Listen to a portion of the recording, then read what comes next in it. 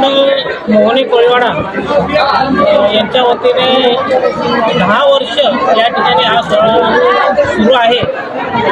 विशेष म्हणजे या सोहळ्यामध्ये दिवसेंदिवस म्हणजे प्रत्येक वर्षी मोठ्या संख्येने